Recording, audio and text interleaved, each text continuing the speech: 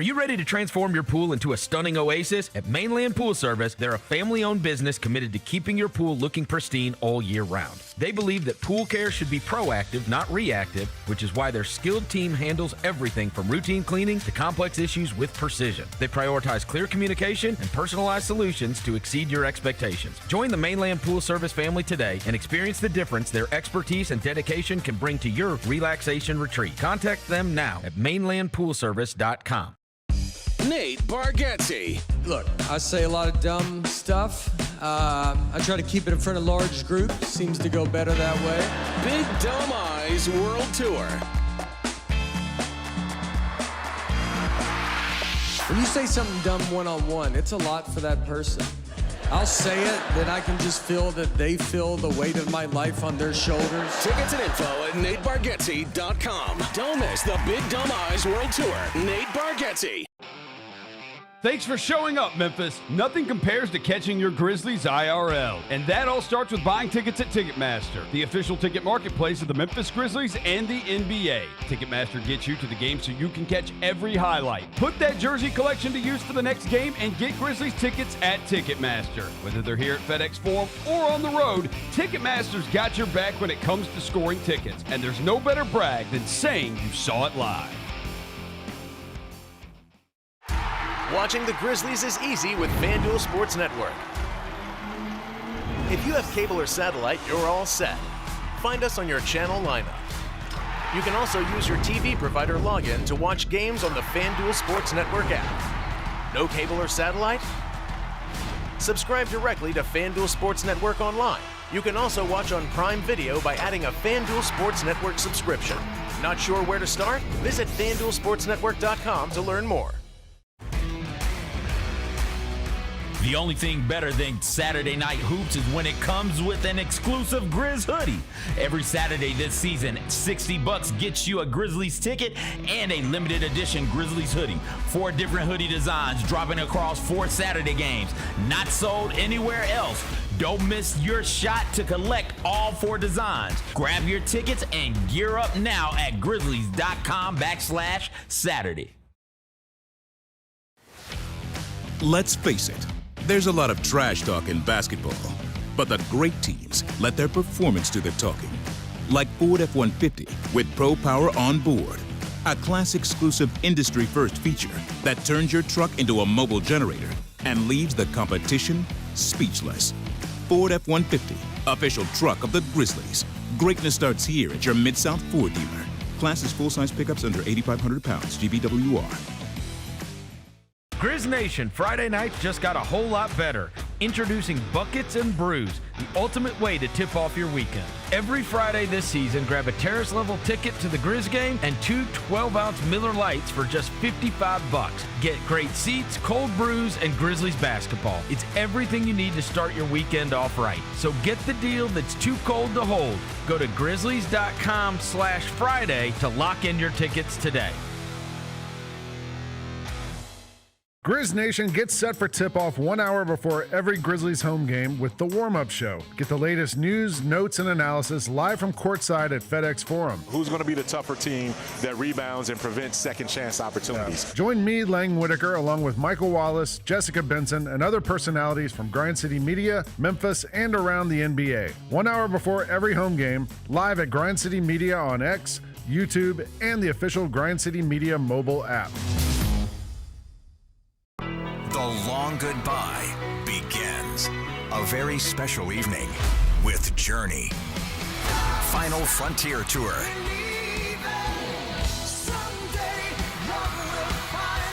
Journey. Tickets are on sale now at JourneyMusic.com. Your chance to say goodbye to the songs that changed our lives. Journey. Final Frontier Tour. Thanks for showing up, Memphis. Nothing beats catching your Grizzlies IRL, and nobody knows that better than you. So next time you want to hit up a game, Ticketmaster's got your back with tickets to every upcoming matchup. Whether you're catching the Grizzlies at home or on the road, you'll find tickets at Ticketmaster, the official ticket marketplace of the Memphis Grizzlies and the NBA. Keep putting that jersey collection to use and get Grizzlies tickets today. There's no better brag than saying you saw it live. See you courtside again soon, Memphis. Live from downtown Memphis, this is the Chris Vernon Show on YouTube at Grind City Media and the official Grind City Media app. Now, here's your host, Chris Vernon.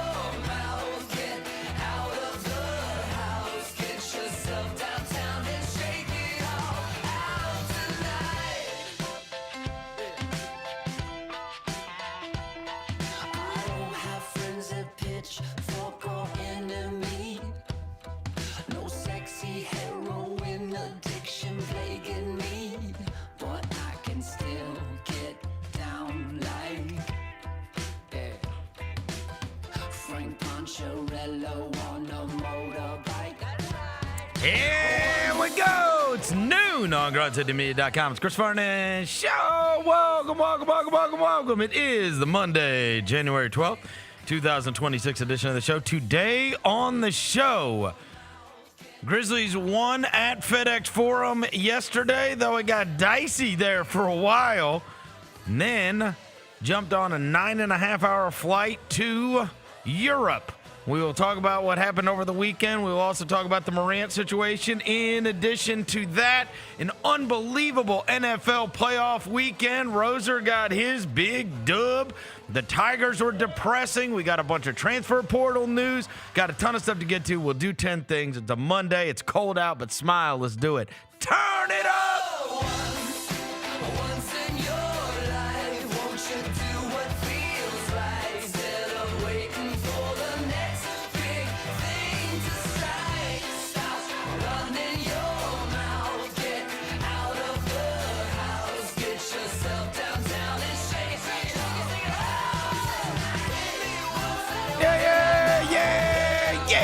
Hope everybody's having a good day.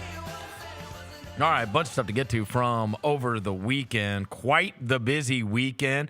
And we were at FedEx Forum yesterday for a game between the Grizzlies and the Nets. They have now headed off and they have landed in Berlin, where they are going to be center stage this week as the NBA is hosting European games. See our old friend Desmond Bain and the Grizzlies playing against each other. We will get to that. We've got a ton of stuff that took place. NFL playoffs were absolutely unbelievable, and a ton of stuff came out of that. Before I get to anything, I'll welcome John Roser to the show.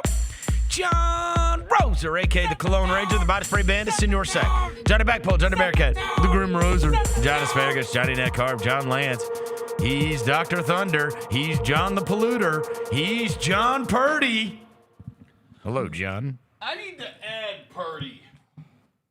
Here's Christian McCaffrey. He's the only one I have over here of the Niners Funkos who's not injured right now. So, yeah, I need to add a Purdy to this. Oh. And you're welcome. I mean, I'll just go ahead and tell you, you're welcome. You don't have to thank me yet, but you're welcome. For Cowboys cast off. Cowboys cast off? Yeah. Oh, Eric Kendricks, the linebacker? Who made the game-winning play. Yeah. The game-winning play. I was like, go Cowboys. We signed him Go Cowboys is crazy. We signed him 2 weeks ago. I know.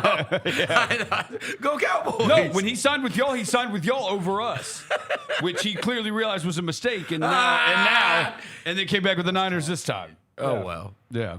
Devin Walker's here. He's the microphone mangler, Senor Quasadilla, Mr. Matt, Navajo Joe, the reporter, the photographer. He's Sir His. He's Walker 93. What up, chat? What up, good people? How y'all doing today, man? Everything's fine. Don't do that, bro. I will say, it's everything also is fine, bro. Big White is catching on. Had at least 3 to 4 people in the arena say Big White yesterday. Roser, looking right at me. At some point in this situation, it's gonna get a little, But go ahead. I'm gonna let you keep running. Let you keep running with the Big White thing for now. And then I had another listener run into me and call me John MF and Roser. No. So that's actually harder than Big White. Yeah. Okay. We got a lot of stuff to get to. Can we do 10 things? I love 10 things. Well, I know. Number one, Grizzlies win.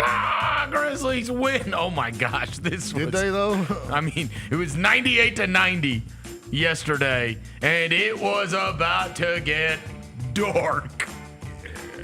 I mean, with the Morant news, then you have this odd. It's just a weird feeling in the arena. It's just weird. You guys saw over the weekend. There was signs behind us in the pregame and the postgame. Morant signs, fire this guy signs. It's like, oh God, it was like a couple chants in the arena at some point. Yeah, I was like, this is not cool. And so everything was feeling super weird. They're down 98-90, and then the Coward hits a couple.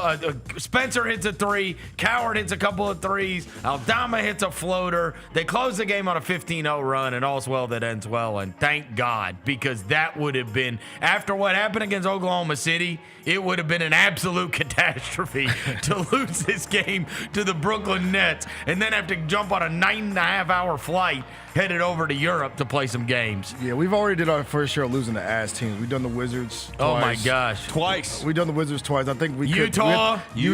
Like, you know what I'm saying? We've done our fair share. You have to figure out a way to win this at the crib. Yeah, you got to find a way to win this. Hey, shout out to our boy said though, because on Friday night was a disaster. When he pivoted 35 times and then the game ended. Look, it happened again last night. It's just nobody. Because we didn't have a timeout. Well, no, but because at the end of that game, what took place at the end of the Oklahoma City game, and he said, basically, I'm going to learn from that. And then everybody else was, apologizing for not moving, because as soon as he picked up his dribble, nobody moved. I mean, that was that. There are rat teams they have lost to. That was the worst. That was the worst. We over the course of the last 7 days, we have had the best win of the season, the San Antonio game. And then the worst loss of the season, which is the Oklahoma City game. Yeah. Because it was all just combined. A, should have won that game. B, it's 16 straight to that team. C, it's a third time that you've blown a 20-point lead against them. Yep. And you had them dead to rights and let it off the hook. And then, obviously, at the end of that game, so Cedric Coward says, next time, basically, I'll know what to do. I picked up my dribble too soon, all this kind of stuff. Thrown in the exact same situation yesterday, a clear out for Cedric. Here's the deal. All right, now it's happened twice. You got to figure out what's your go-to. You got to have a go-to. What's your go-to? Yeah. Let's just do the 2 dribble pull-up. We're going to do the DeRozan get to the elbow. Right? That's what I think should be the go-to. But again, just pounded the ball into the ground for 20 seconds and took a pull-up three. And just started it's like, okay, if we're going to give you the ball at the end of the game, so we're throwing you in the fire like this, we just got to get the go-to move. But man, I love him. Yeah. I love Cal. You could tell it was like a sense of redemption to it. Yes. I messed up Friday, so I'm going to make sure I'm cool, calm, and collected to knock this trade out. Yes. So shout out to Seb. It was great. It was great, and shout out to Noah Clowney for taking 15 threes. My gosh. Bro, what are you doing? What are you doing? The last one, they were down 3. I was like, "There's 3 people guarding you, bro." Yeah, we were going to the post game show last night, and the first thing I said, "Shout out to Noah Clowney with the 15 threes." And Brevin looked at me. This is before we went on the air, and he was like, "Bro, I was talking about it during the broadcast." He goes, "I texted Megan Triplett during the game," and I was like, "Is this what he does?" 15 threes is that is Curry level. And he wasn't was just crazy. And he wasn't hot or nothing. No. He was just all right, I got this. He ended up 4-15 from 3. I'm aware. Shout out to him, player of the game. Yeah, look it up. Player of the game for Brooklyn. And look, they handled them defensively down the stretch, and beyond that, Landau was an absolute mammoth grabbing the offensive rebounds. Shout out to Jock Landau, who has been awesome. My mom didn't know how to say his name the other day. She was telling me, she was like, is it Jock? And I was like, yeah. She's like, She's like, I love him. He plays so hard. He has got horrible hair, but he plays so hard. I was like, all right, Mom.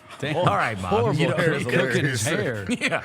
He does play hard as hell, man. Why she on his hair, I don't know. That was her commentary. She doesn't like his haircut. He's grabbing offensive rebounds with like 3 guys around him yesterday, man.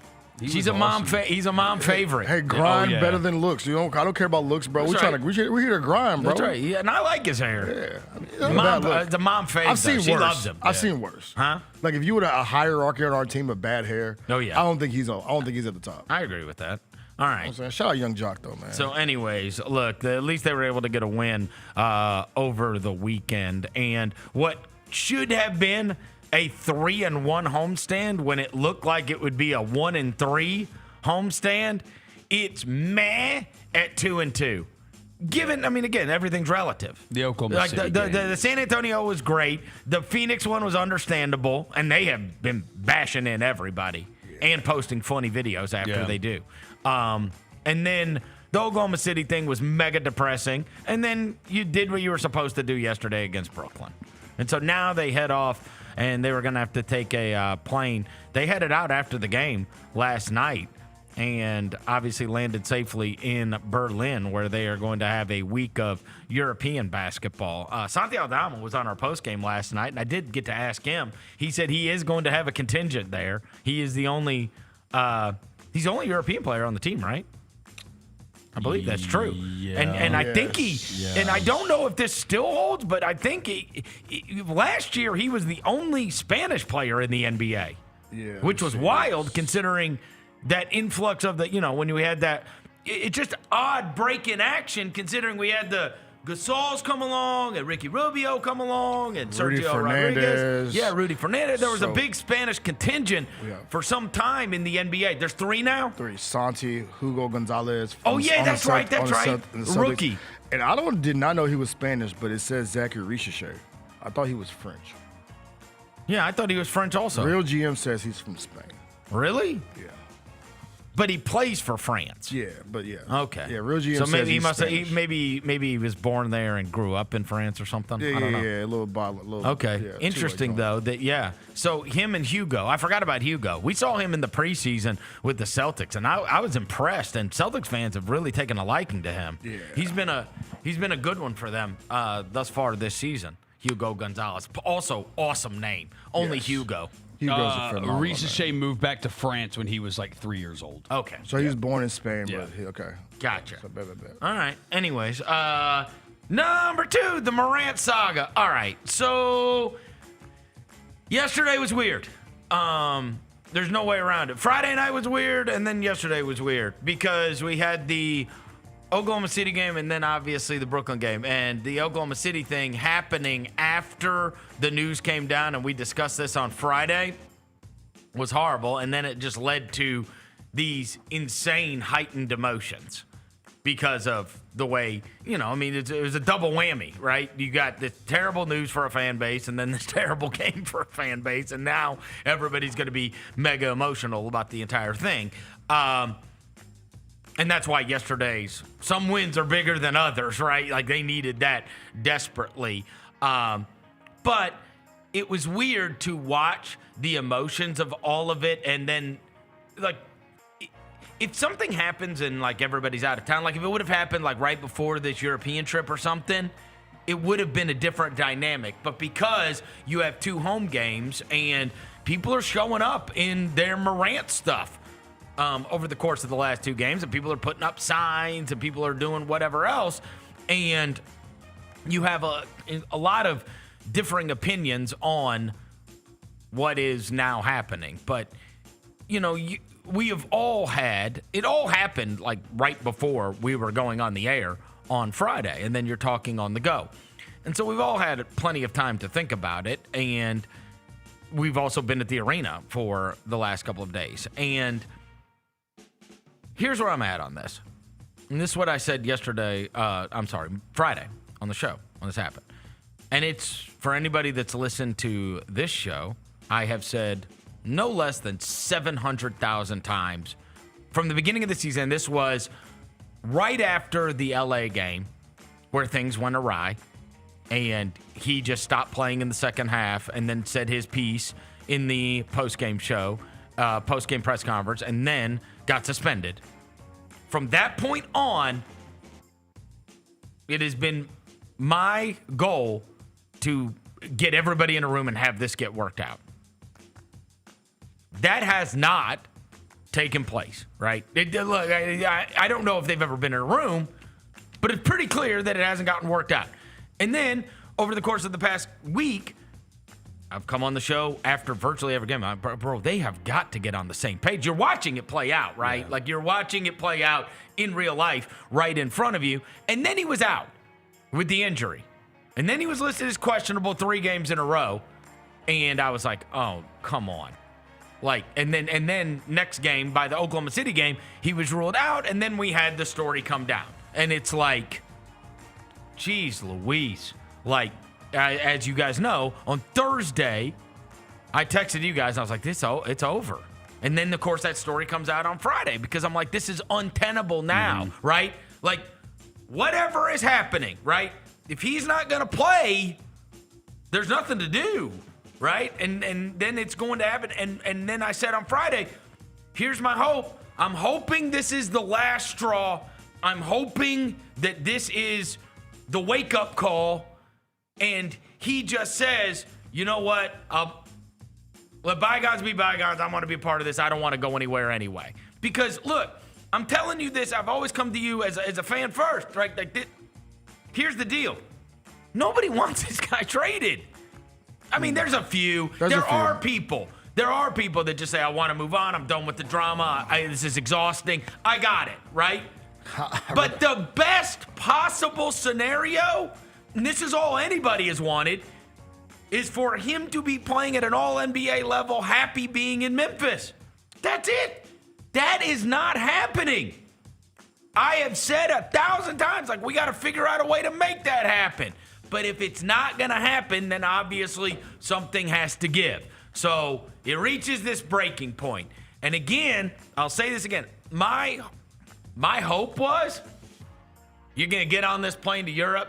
Maybe then you can have these conversations that need to be right? It is a 9-hour flight. You got a 9.5-hour flight. Yeah. Can somebody work? Like, he's going to play. He's going to play in Europe. I would be surprised if he doesn't. Yeah. That feels like so he's going to play. And here's the deal. This is what I'm saying. I believe that if John Morant wants to play and is willing to play for Tomas Isolo and give it everything he's got and try to be, an all-NBA player and earn a max contract, in my opinion, that is the best possible scenario for him and for the franchise. I believe that. If that can't be, then again, as we have said, they're not firing the guy. They're not firing the coach. And my advice to John Morant, again, he doesn't want to listen to anybody, it doesn't seem. But my advice would be, bro, your best chance, I got it. You're mad about you didn't get a contract extension, right? Everybody else, they've moved the earth and the sun to sign. You're right. They gave Dez his deal. They gave Jaron his deal, whatever. You've got to understand that, yes, you can be sore about this, but number one, it's understandable. I understand the emotions of all of it, but somebody not committing to you when you've played 77 games in 3 years is understandable. And you got to just go earn that contract. If you go earn that contract and you are the leader and best player on the team and regularly available, they have taken care of every single player for the last 20 years. They're not going to lose you. And you're not going to get that contract from just everybody. Your best chance at getting made whole and making that money is here. Why? Because they've got the stock in you. The whole city's got the stock in you. You want to make your money? You want to make your contract? Your best chance is here. I'm going to talk to you guys I think he and they would both regret it. For sure. That's what I think. 1,000%. I think lived through this with Micah Parsons. I think this weekend was like a real like shock to the system a little bit of like walking in and seeing everything. You know what I'm saying? Like there was one point Friday night, the intro video plays. The beginning is him and the end is him. He walked out, he looked up, and you could see like in his face, it was like you know what I'm saying? It was like a real like. It's very real now. It hit. Like, you've been here for 8 years, bro. You have a Grizzly tattoo. Well, and look, and you're not, and you don't want to play for the coach. That's fine. You're not going to win that. Like, they drew the line. You're not winning. You're either going to be a part of this or you're not. And my hope is he wants to be a part of it. Yeah, same. Like, I've said that from the very beginning. But he's gotten emotional about all of this.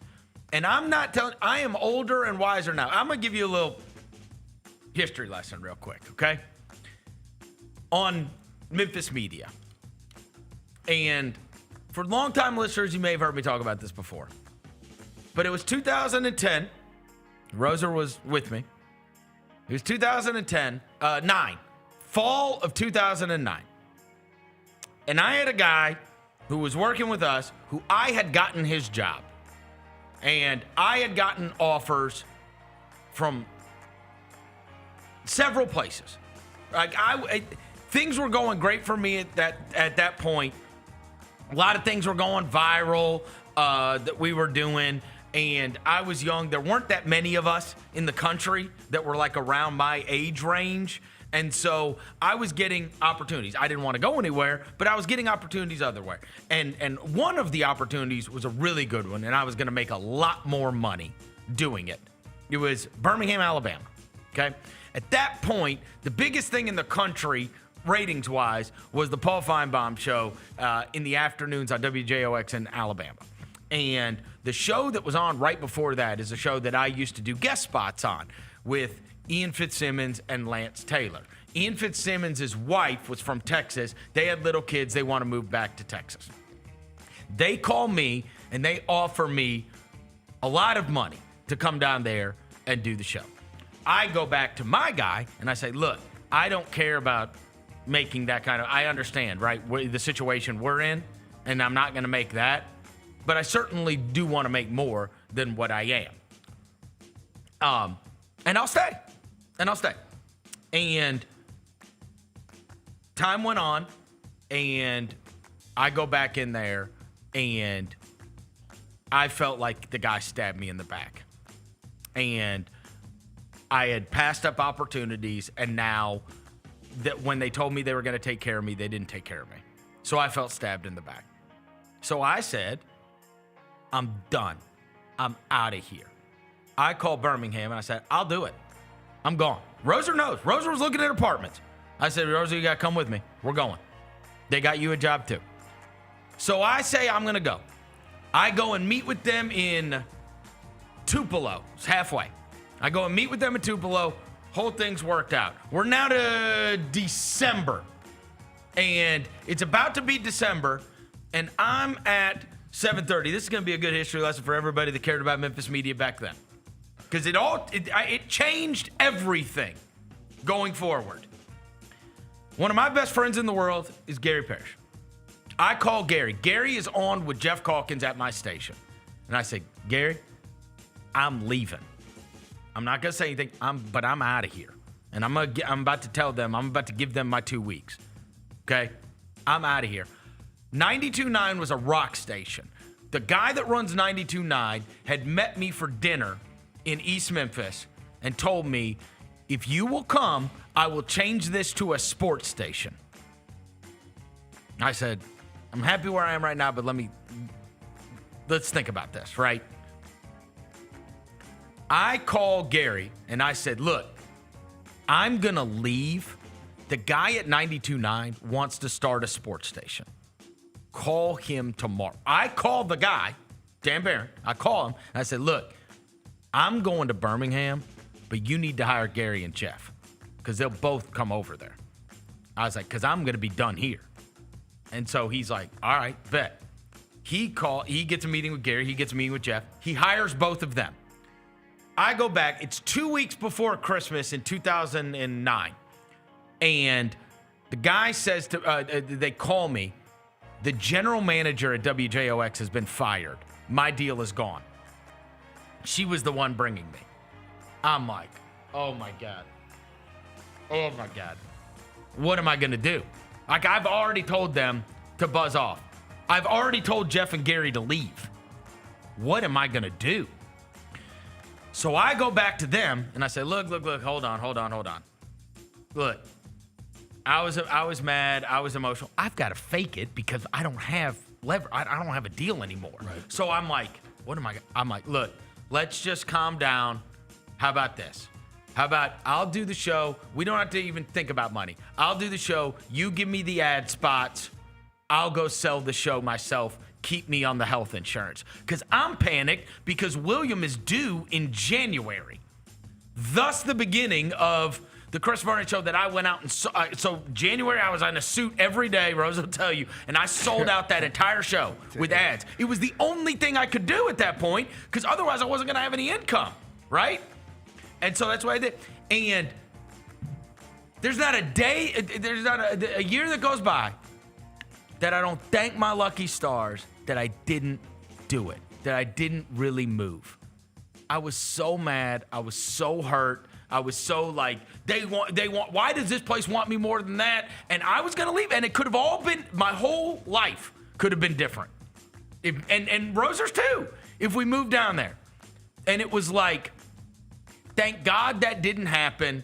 And I'm glad that I went and I worked it out. And guess what happened? The guy that stabbed me in the back, me and Roser got him fired within 6 months. You did. Yeah. He was gone. Yep. Damn. He was gone. Damn. That's what I would tell Ja. I'm serious. Things work themselves out. Yeah. But what won't work itself out is making a decision you regret forever.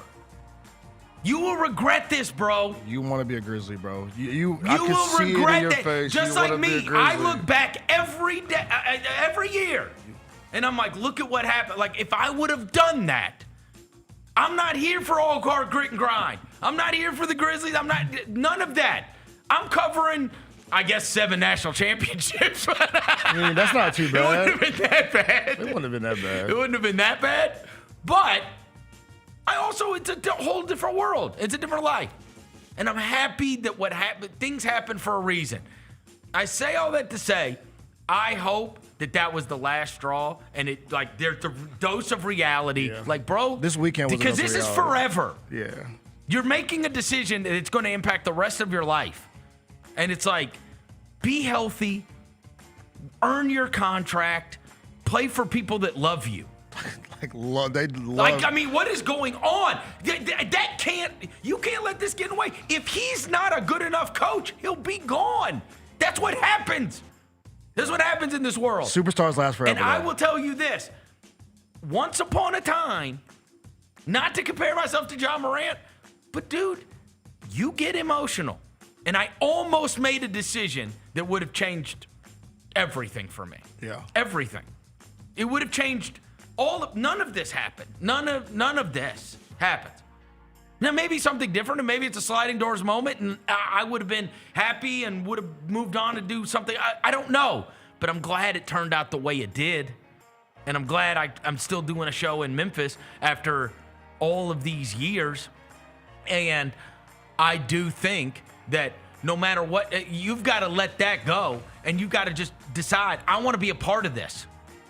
Because I don't think they would move him if that were the case. If he went in there and said, I want to, this is my home, bro. And this is the crib. And I am going to give everything I've got, and I'm done. I'm ready to be a part of this. I'm ready to be part of the solution rather than the problem. Yes.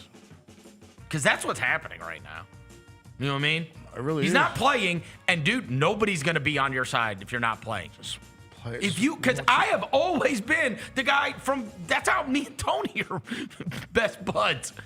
Happy birthday to our guy. Yeah, belated Happy birthday to TA, I've always been the guy defending the players. Yeah. I defended John last year when he bailed on things and said, look, run an offense that accentuates your best players. But at some point, bro, I can't ride anymore. when you quit in the second half of the Laker game and now you're quitting on this, there's nothing for me to say. There's nothing for me to say. You're not going to win that, and now they're going to trade you, and everybody's going to be mad about it. These trades suck. Mad and sad. That's the other thing. Look at the trade. We all just going to be sad about this? Sad as hell, bro. Because, like I told you, this weekend, I was at All-Star Wings, bro. Give me a 5-piece. His face is on the wall. I mean. In All-Star Wings? Bro, just. Like, it's just wanted to be, I just wanted to be right so bad, he bro. will earn the contract here. Just get right, bro. Earn the contract. Yeah. Earn the contract. All I gotta do is be cool. It took us 30 years That's to get it. It took us 30 years to get one. I want this one to stay with us. But like you can't refuse to play and get one coach fired. That's right. Then vouch for the new coach and then quit on him after like 5 to 7 games too. You can't do that. You can't do it. You can't do it. Now he posted. This is exhausting too. I'm not saying I didn't do anything wrong, but now I'm doing it right. Stay in my lane. Play the game how the game go. He was on the NBA. The NBA social posted him this morning, getting off the bus to Berlin. He also tweeted something the other day too about how none of this social media stuff is serious anyway. Well, so is it serious? Is it not serious? As someone who does that, you know, it has a meaning. It has a meaning, bro. It has a meaning. It has a meaning. But I want our guy. So that's the video. There's Jaren. Then you see him get off the bus. I just want it to all be right, bro. So like, this weekend was a moment when I was like, bro, this really might happen. And it was like hurting. Bro. The only reason that I thought he doesn't want it. It was hurting the soul, bro. I do not think he wants to be traded. To go through my But I also think don't want to play for this coach. I also think he was trying to win. Yeah. And he lost. Yeah. He lost. You know what I mean? Just take the L. Just take the L. Put the Grizzly jersey back on. Yeah. And do it for the city, dog. You're not going to win this one. Because you know when you will have leverage? When you have a contract extension, that's when you'll have leverage. You had leverage until you played 77 games in 3 years and turned on and stopped playing for 2 different coaches. Yeah. Like, at this point, they're not. And look, I got it. You want the whole thing to be built around you. They can't. They can't build it around you until you play 67 games. You play more for games. multiple seasons. They can't do it. Yeah. I can't plan with you in my bro. Like, if you're not on the court for 65 games regularly and again, for whatever reasons, I can't do it. Yeah. And so, like, that's what my advice to him would be, like, bro, just like work it out. Work it out, bro. You don't want to be somewhere because you're gonna get emotional and then you're gonna regret this. I'm saying this as someone who walks up into a game room and sees Morant and Parsons stuff everywhere. I just lived this. Dude, look at you should see my house, my crib. And then I'm listening to Chris Collinsworth on Monday Night Football saying both sides regret it. Yeah. It didn't have to be this way. Yeah. And it's like you see, okay. I got like 8 jerseys, about 8 pairs. I got the shoes on today, bro. Like you've got to know how far you can push someone. And he obviously pushed it too far this time. Yeah. Right? To where they're like, fine, to hell with it. We'll trade you. I don't want to see it. And then that's what I said on Friday. I was praying he's going to go, whoa, whoa, whoa, whoa, whoa, whoa, whoa, whoa, whoa. Dude. I was just trying to be difficult. He said I was trying to be difficult. I didn't mean it. Yeah. I thought you guys might bail on the guy. You're not? Ah, shoot. All right. Well, no, I don't want to get traded. Nah, bro. I want to see you in a Grizzly uniform. Because look up, you could be playing in Sacramento winning 20 games, bro. Is that what you want? I mean, nah. And not getting a max contract. They ain't gonna love you like they ain't gonna love you the way Memphis does. It's crazy. They ain't gonna love you the way this city does, bro. I mean, again, the best possible scenario. Again, we got a star player, and I got it. But I mean, with his play and his availability, he doesn't have leverage anymore. And he tried to use leverage. And you know, with Marc Gasol and Mike Conley, when they traded them, like they sent them to good spots. Like they wanted those guys to like, hey, we're not gonna like send you to someplace crappy. Like we're gonna send you to a winning situation. Oh no! With the way it's going with John, it's like, yeah, bro, no, we'll send that boy to Yucatan. You're never beating 12 to Yucatan. You're never beating us. No. Yeah. So yeah, you're gonna send them. So don't be. I don't want you to be sent to Yucatan. I want you to be sitting down in Memphis because there's so many. There's so many kids in this city that not just wear jaw jerseys. When they pull the jerseys out of the pile when they play youth basketball, they pick number 12 because you're in the city. My hope is that like we're gonna look back and we're gonna go. The 9.5-hour flight saved everything. It's gonna be. That's my hope. The Grizzly documentary. That's my hope of the Instagram post. I know that he landed and was like, you know what? This is so much like being around y'all is so much better than being somewhere else. So well, you can all rally and be upset about the coach. Yeah. The coaches come and go. I've covered 11 of them. I've been here 25 years. I've covered 11 coaches. Sidney Lowe, Hubie Brown, Mike Fratello, Tony Baroni, Mark Ivoroni, Lionel Hollins, Dave Yeager, David Fizdale, JB Bickerstaff, Taylor Jenkins, Issa 12. You covered 12 head coaches and 1 superstar. That's 11. Yeah. Those come and go. No, we had Allen Iverson for like 5 games. And this is where we're dealing with. Oh, did you even name Lionel? Yeah. You did? We are dealing with the modern day one right now. Yeah. If he had social media in 2004, oh my God, they would be dealing with the same thing, bro. Just ride it out. Hopefully when they hoop tomorrow. I think he's going to play. Me too. So I don't know. I thought he was so too, too. bro. Here's the thing, though. The NBA took him off all the stuff. It's all Jaren's face on there now. Oh, really? It's all Jaren now. Yeah, they moved. On the graphics, they switched switched Ja off and put Jaren on him. But I thought Ja was going to play too. But I will say this. Well, I guess you do run the risk of if he doesn't want to be traded, that he gets a finger injury. Yeah, right. Like Anthony Davis. Right. You funny as hell. I was watching that game. Yeah, that was. I texted Jacoby. I said, "This son of a bitch dude does not want to get traded." Nah, he's like, Watch the replay. Yeah. Oh, I saw it. Surgery. Surgery on a finger. That's like me doing this. I mean, and the stories all day that day. I'm not trying to look. The stories all day that day were about I don't want to get traded and I want to sign an extension in Dallas. It's like, okay, yeah, that's crazy. I mean, it's a hell of a coincidence. Yeah. You know what I mean? Yeah. Especially when Atlanta just does the Trae Young deal, and everybody says that Trae Young deal is clear in the book, so they can trade for you. He's like, I'm straight on that, dog. Look at my broken finger. You can't see how hurt it is, but it's so hurt. But yeah, but we don't have the. But John Morant has to play. Like, I mean, I can't defend you if you're not going to play. Yeah. You go out there and play like a superstar. I'll take your side against everybody all the time. Yeah. But you have no leverage. We don't have the Berlin games without this dude on our team. For sure not. We don't go overseas without this dude on our team. There's so many. It'd be annoying if he doesn't play.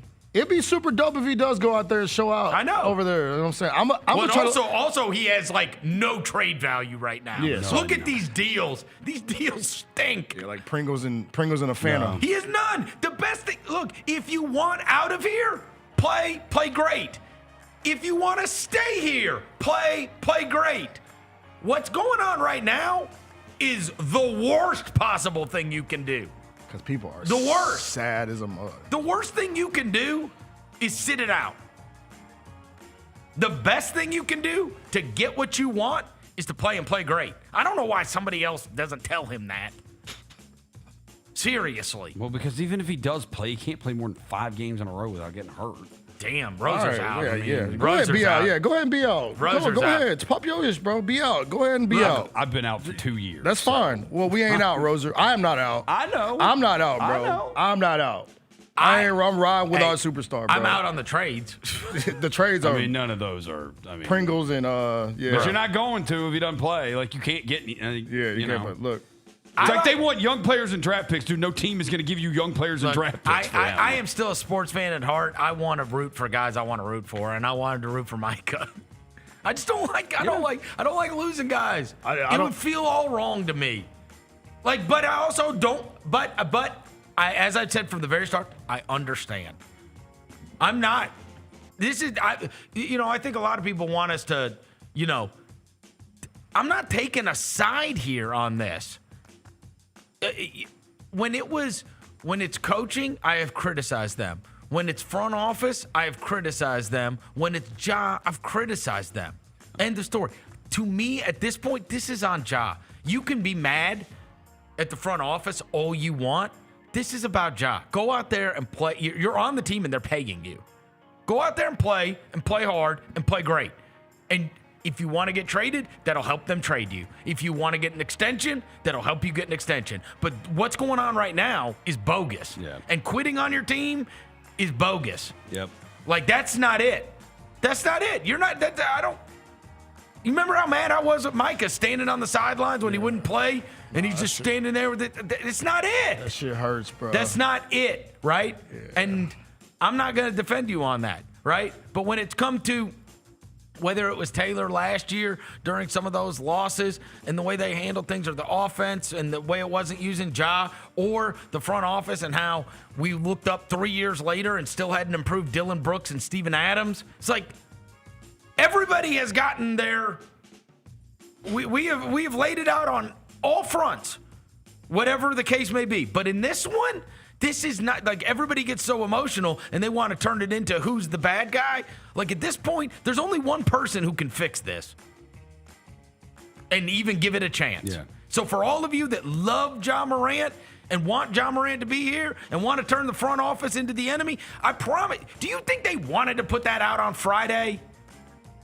No. Of course they didn't. You would never in a million years put out a statement unless there was another statement that was going to come down that made it impossible to trade him. Well, because like you said, if you got a problem with the coach, if you just show up and like play hard and do your job, if the coach isn't good, it will work itself out. That's it. God knows he does some of the goofiest things, man. Like Friday night was like the end of that game was a disaster. That will work. And he's been a disaster at times. That will work itself out. Yes. As we said, I've covered 11.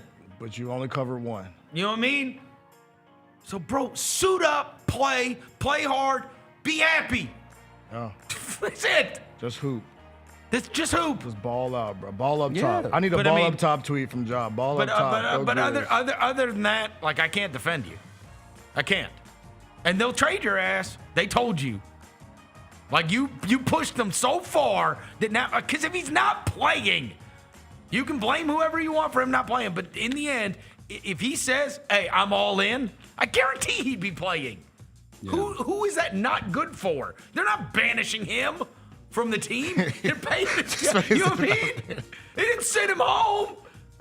If he showed up and said, I'm all in, I promise you, they would be like, come on. So that's on you at this point. Because, look, these trades stink. Yeah. It is what it is. Yeah. I mean, there's... come on. Look at this. Like, Kyle Kuzma, Bobby Portis, or Emmanuel Quickly, and whatever. Yeah. So if you want to be here and you want an extension, you go out and ball out. If you want to get traded, you got to go ball out. But there's no scenario where you sitting on the bench in a hoodie not being a part of this is good for anybody. That's just, that's preposterous. It's not fun. It's not. Number 3, NFL impressed and depressed. Hey. All right, Roser, I would make you number 1, but I can't do it on this. It's the Bears. The Bears scoring 25 points in the fourth quarter. Me and William were watching this game together. For real father-son stuff. Oh, see, look. And, well, he had a basketball game on Saturday and tore up his knee.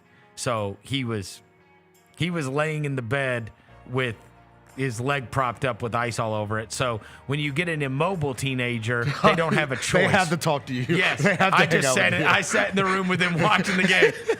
You're like, you know what? I'm going to come to you, Will. And we're icing his swollen knee every 20 minutes. But, yeah, we watched the game together. Oh, my God, that game was so awesome. And the 4th and 8 with Caleb Williams throw is like legendary stuff. It was so fun to watch that and watch that Packers meltdown. The Packers have ripped my heart out 1,000 times, so I have no tears for them. Dez caught it. And this man holding on. I don't know what that's like against the Packers. My team owns the Packers in the playoffs. Okay, well, it's not fun. And shout out Caleb Williams. I was rooting so hard for the Bears. I wanted them to win so bad. And then after the game, their locker room scene. You want to? Hey, the Bears account posting that video is elite. You want to talk about? Look, I want Ja and Isolo in the locker room like this. This is real best player coach connection. This is Caleb Williams after the game in the locker room with Ben Johnson. Hey!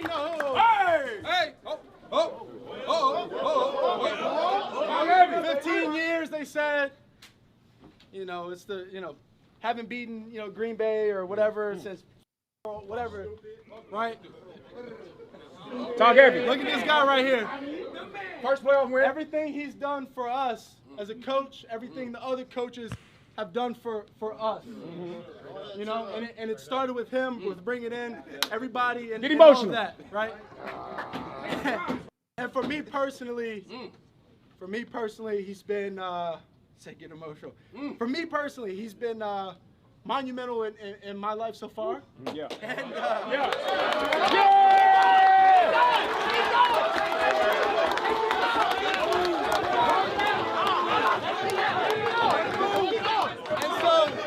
And so to his first playoff win as a Chicago Bear. How awesome is that? How awesome! I saw somebody this morning call him NFL Cat, and I was like, "Oh God!" No, bro, that speech was bad, bro. He got to work on the speeches, bro. And after all that, thank you, Coach, for doing everything you've done for us and everybody in here and what you did for us. No, he was amazing. The speech was trash, but he was good on the field. And that quarterback class, this is one of those where it's like you look now and you're going, you got him, you got Drake May, you got Nix, that are all still alive. And the one everybody fell in love with last year was Jaden Daniels. It's crazy to watch how things have ebbed and flowed over the course of the last 2 years. And look, in those two situations, all three of those situations, unbelievable coaching hire. That's what I'm saying. Sean Payton, Ben Johnson, and obviously Ben Johnson, and obviously in Maye's case, Vrabel. Did you see the guy who broke down his guy film watchers on Twitter?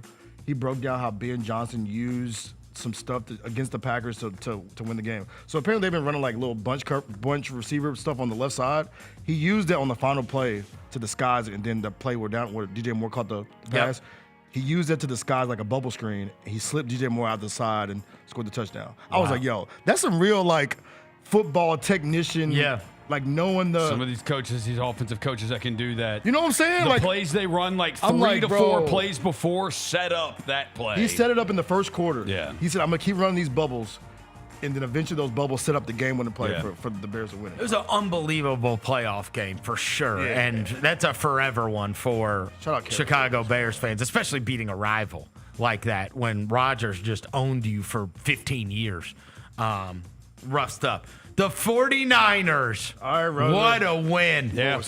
What a cheat code McCaffrey is. He's awesome. I mean, he's the best player on the field, right? He's and awesome. It's like you get that ball to him in space and he gets you yards. Yep. He was awesome. There's another one of those. Orlovsky Dev did it this morning on how the reverse pass from Jennings to CMC, how they set it up 4 or 5 plays before. I love that kind of stuff They ran it to Sky Moore to that side. Yeah.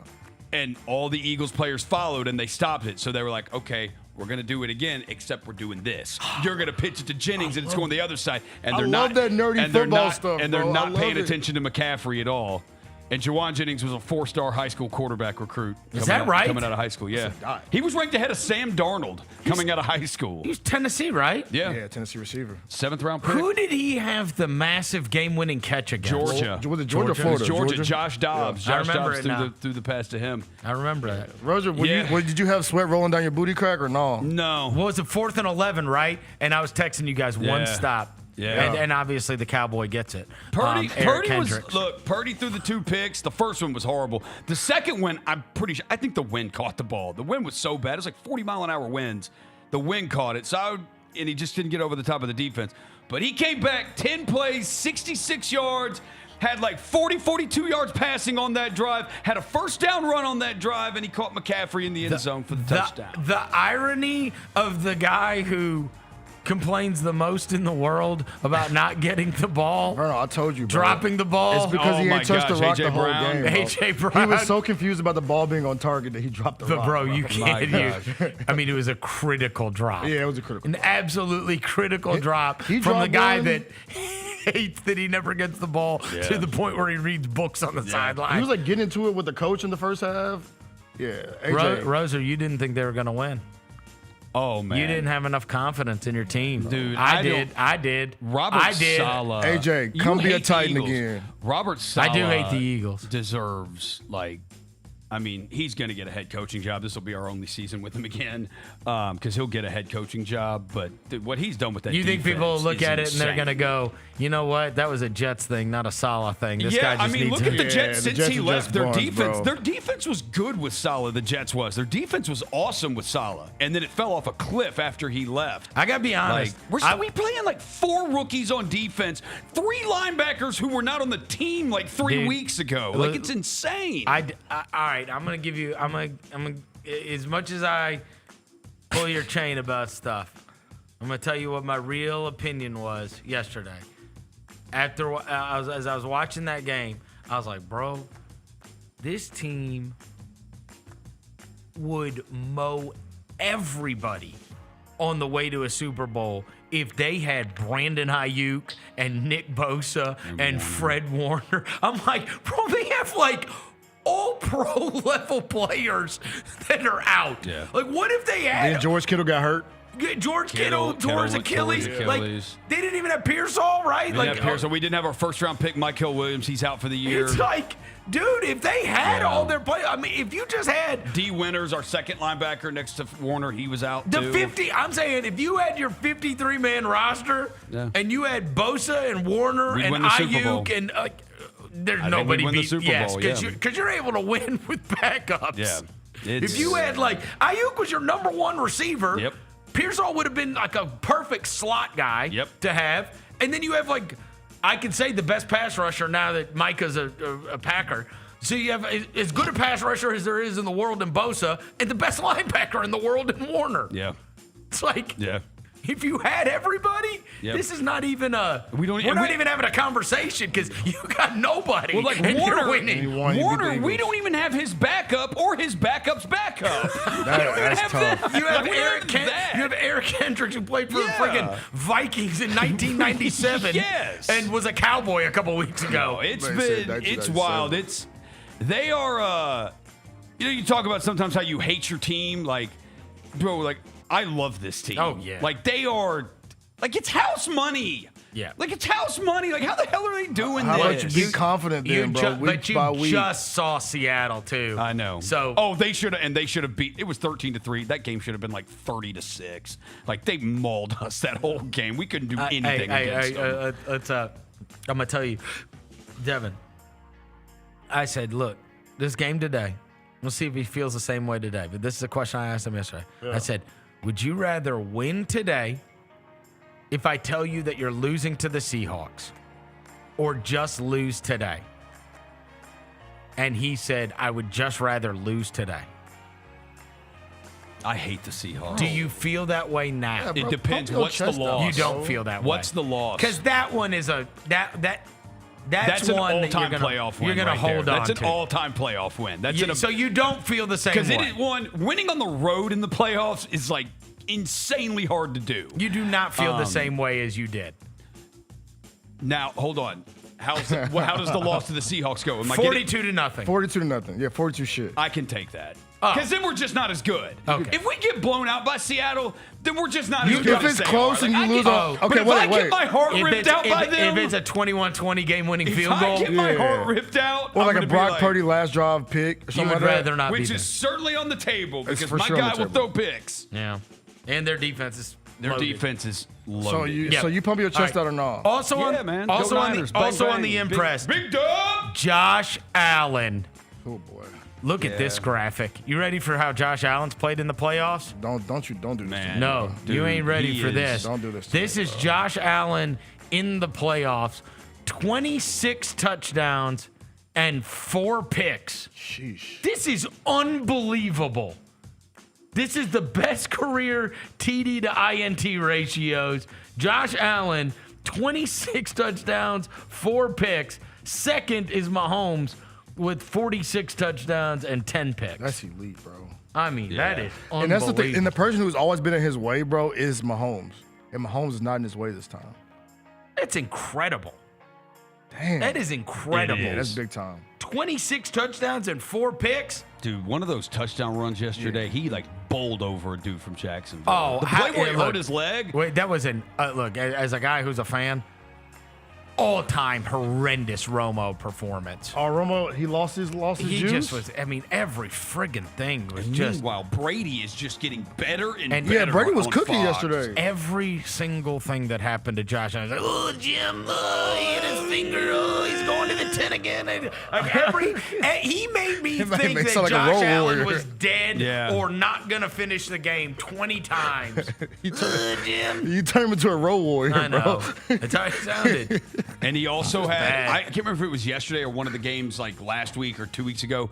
I'm watching Romo, and I was like, "Oh, Tony, are you losing it?" He goes, it was like, he's like, "Oh, and watch, say it's the Bills." He's like, "Oh, watch Shakir in the slot here." And the play went to the totally opposite side of the field. I was like, "Oh, Tony, I did. You He used made to call his those bones, out bro, all the time, yeah, he man." made his Well, bones for calling the plays. because it would be more instructive for him to tell us what just happened rather than always trying to predict what's Yes. about to happen. Yeah. Right? Yes. Like, that's the thing. Tell me what just happened, Yes. Yeah. not what's going to happen next. I mean, He's losing his juice a little bit. But little bit. Brady is, man, Fox has Brady and they got Olsen. Like, Hey, shout out to the Jaguars, though, man. They make it the playoffs. it was a great season for the Jags. Great season Yes. for the Jags. Old Trevor Lawrence showed up at the end, threw that pick to end the game. But Yeah. Hey, by the way, can I ask y'all two a question? Please. A serious question. Please.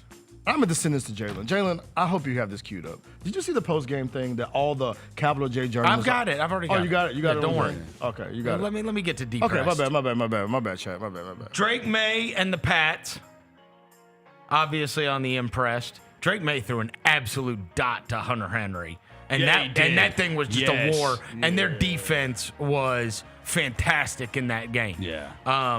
And again, it was a tough, hard-nosed playoff game. There was not a lot of plays to be made with those two defenses.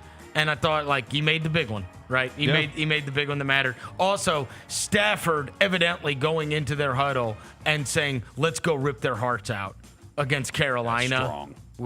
That is. The NFL films get Dude. this? I hope so. That is- Devontae Adams said it. 'Cause, bro, Devontae Adams said after the game, he goes, "Yeah, that was cold." He said he walked in, he said, "All right, guys, let's go rip their hearts out." Because Dude, it did that- not, he's like- it he's did like- not take long, bro. That's some Joe Montana-ish. That's cool, calm, collected. Like, Let's go rip their hearts out. dude, that touchdown pass he threw to, was it Colby Parkinson? Buddy. The game Buddy. winning went. Yeah, Holy the what a 19-yard catch, man. jump, And bro. the catch What was a catch, amazing. too. Bro, that All drive right. took 30 seconds. On the depressed, we're going Matt LaFleur.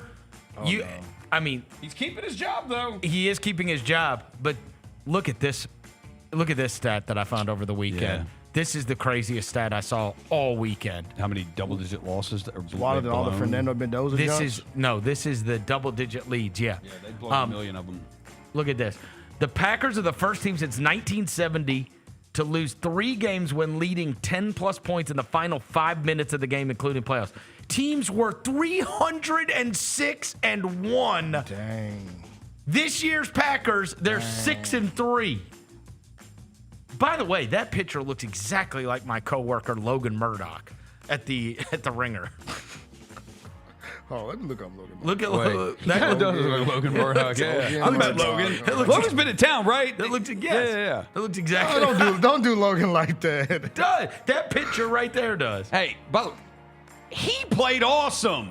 Who, Jordan Love? Yes. He did ball out. Dude, 4 touchdowns. Yeah, he did look like a little Jordan Murdoch. Also on the depressed, Justin Herbert's offensive line. Holy I know crap. everybody was jumping on Herbert, but that dude was about to die. He was seeing missiles, boy. Oh my God. That fool was flying at I him, texted bro. you guys at one point. I'm like, I think they just killed Justin Herbert. You know how like when they do the player intros on NBC? He got hit low and high. He was getting and killed. like buckled. I was like, oh my God. No, you know how they do the player intros on NBC and it says their PFF rank? Yeah. There's like 3 of the offensive linemen for the Chargers. It's like 37th out of 40, 38th out of 40, He was 39th out of 40. screwed. 40. Like, they are just like, he's got nobody. When you get sandwich hit like he did, yes. I was like, bro, are all of his organs destroyed? That means that nobody was blocking. Yeah. If you get hit from both sides, means that nobody blocked. Both sides. Hey, I knew it was a wrap. Yeah, no, that's it right there. That's tough. Yeah, that's the one. 39 out of 40?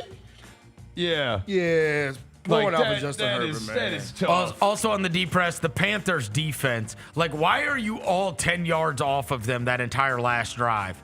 He just took what you gave him. There was too much. You know what I mean? That's like what you do if there's 30 seconds left. Yeah. He had a whole drive of just throwing it underneath. And people running after us. People yakking. Like, what are you doing? Yeah. Why are you 7 yards off of everybody? Yeah, not the. I hated that because that energy in that arena, that stadium was. Oh, it was. And Bryce Young came up big. Yeah. It was way because like you watch that Jags Bills game and it didn't really like feel like a crazy playoff environment. Nah, but that Panthers game, bro, like that Panthers crowd electric, was, bro. they were into it. One more can I do Jalen Hurts? Can we do Jalen Hurts? Did he have another like second half? Jalen, show me this Jawan Jennings, Jalen Hurts graphic. Oh no. Yeah, the touchdown passes? Yeah, the passes 15 yards down the field. 15 or more air yards down the field. Yeah, that's tough. Yeah, that's tough during that game. Oh, wow. Jawan Jennings, more completed passes, 15 or more air yards down the field than Jalen Hurts did. Jalen Hurts really feels like it's either run or bomb. Yes. No, it is. There's no middle. And I don't why have no does he mid-game. look like the greatest quarterback ever when he plays the Chiefs? I know. And then against everybody else, it's like... He's got Spagnuolo figured out. He Just does. mid, bro. Both Super Bowls against the Chiefs, he's been unbelievable. Yep. And then everybody they give else up deep balls. Yes. Yeah, he's And right. then everybody He's so else, mid, it's bro. blah. Yep. Obviously, the Kittle injury, that is awful. That's tough, bro. Because that's a year.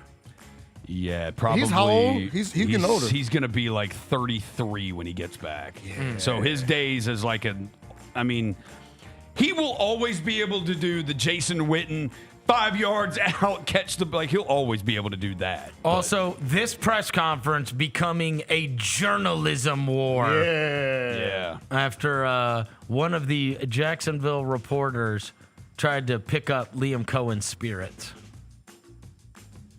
I want to tell you congratulations on your success, young man. Thank you. Hold your head up, all right? You guys have had a most magnificent season. Thank you. You did a great job out there today. Appreciate so you just hold your head up, okay? Thank and you, ladies ma'am. and gentlemen, Duval, you the one, all Thank right? you, ma'am. keep it going. We got another season, okay? I appreciate Take it. care and much continued success to you and the entire team. Thank you, ma'am. Shout out to whoever auntie that was. Shout out to her. You could tell she was a local reporter too, because there's a lady that used to do that I think she for the didn't- yeah, Tiger games. Yeah, no, she didn't work for ESPN. No, it was a lady. It was used to be a lady that do that for Tiger games. Like after the Tigers would lose, I think it's a black newspaper in Jacksonville. I read 1000%. that she has been, but she's been there like 20-something years. It would be like the equivalent of the Tri-State Defender. Tri-State right? Defender. Yeah. Okay. Like, Yeah. So that's what I'm saying. Like all these. to watch our journalism friends. Oh, man. Get- they are. Oh, they are. How dare they use use a livid. question for this nonsense? I'm like, bro, get y'all serious. It is one of those things where it's like, it's not a big deal. You know who really stoked them was McAfee, because I don't know if you saw McAfee's thing this morning. Oh, McAfee basically said most of these journalists are people that actually want to do politics, but they weren't smart enough to do politics. So now they do sports and they want to take all the fun. Read it. Go McAfee's X post this morning.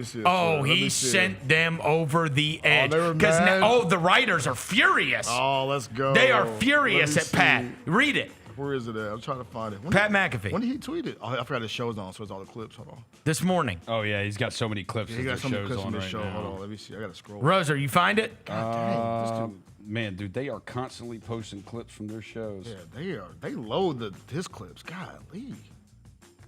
It's every second. It's all Holy crap, dude. It's like... Yeah. Okay, they here post goes. like 10 clips an hour. No. He look, McAfee has made all of the writers mad. So love seeing these sports journalists get absolute buried for being buried for being curmudgeon bums. Curmudgeon bums. Good grief. Obviously not all of them, but a large... Roser, can you read I got this, bro. I got this. That was one bad word. I got this. My God. Obviously not all of them, but a large percent of these things hate sports.